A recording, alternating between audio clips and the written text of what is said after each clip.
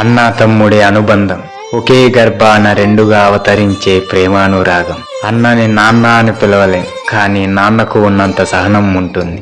తమ్ముడిని కొడుకు అని చెప్పుకోలేం, కానీ అన్నకు ఎప్పుడూ తన తమ్ముడు కొడుకే. ఈ విషయం తెలుసుకుంటే చాలు, ప్రతి అన్న ప్రతి తమ్ముడు సంతోషంగా ఉంటారు. మనం చిన్నప్పుడు కలిసే పుడతాం, కలిసే తింటాం, కలిసే పంటాం, కానీ పెద్దయ్యాక ఎందుకు విడిపోతున్నాం? ఒక్కసారి అన్నతో గడిపిన మధుర క్షణాలు గుర్తు తెచ్చుకోండి. ఒక్కసారి తమ్ముడితో కలిసి చేసిన చిలిపి పనులు గుర్తు తెచ్చుకోండి. చిన్నప్పుడు అన్న ఏది చెప్పినా వింటాం, తమ్ముడు ఎలా చేసినా భరిస్తాం. మరి పెద్దయ్యాక అన్న చెప్పింది ఎందుకు వినట్లేదు? తమ్ముడు చేసింది ఎందుకు నచ్చట్లేదు?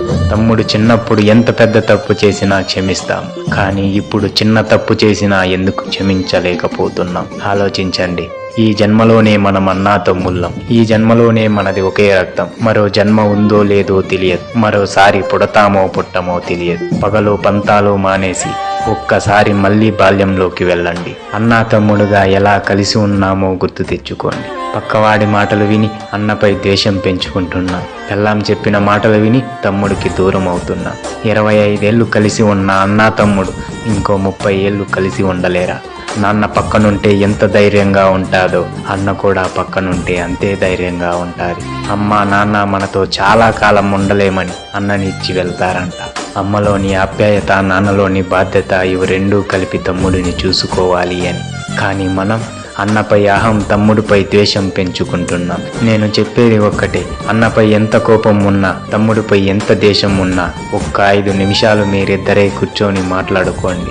ఆ కోపం, ద్వేషం రెండూ కరిగిపోతాయి. ఏదైనా కూర్చొని మాట్లాడుకుంటేనేగా మీ సంతోషానికి మార్గం ఏంటో తెలిసేది. మనం బతికినన్నాళ్ళు అన్నా తమ్ముడిగా కలిసి ఉండలేమా? ఆలోచించండి. మీరు ఈ క్షణమే అన్నతో ఆప్యాయత పంచుకోండి. మీరు ఈ క్షణమే తమ్ముడితో ప్రేమానురాగం పంచుకోండి. నాకు తెలుసు మీరు చెయ్యగలరు. నేస్తమా, అన్నా తమ్ముడిని వదిలి ఉన్న అందరికీ చెబుతున్నా, మీరు పనిచేసే తావ మీ బాస్ మిమ్మల్ని తిట్టినా ఓర్చుకుంటారు, కొట్టినా ఓర్చుకుంటారు. కానీ కూడా పుట్టిన వాళ్ళు ఒక్క మాట అంటే ఎందుకు ఓర్చుకోలేరు? ఎవరు అన్న మాటలకి ఓర్చుకునే దానికన్నా మీ అన్న చెప్పిన మాటలు వినలేవా? మీ తమ్ముడు చేసిన తప్పులు క్షమించలేవా? మీరు అనుకుంటే క్షమించగలరు, కలిసి ఉండగలరు కూడా. భార్య మన పిల్లలు అంటే దేవుడి చిత్తం, కానీ అన్న తమ్ముడు అంటే అది ఒకటే రక్తం. ఒక నిమిషం కూర్చుంటే ఒడిసే గొడవే మనది. ఏమున్నది నీకు నాకు అంతటి క్రోధం? అన్నంటే నాన్నంట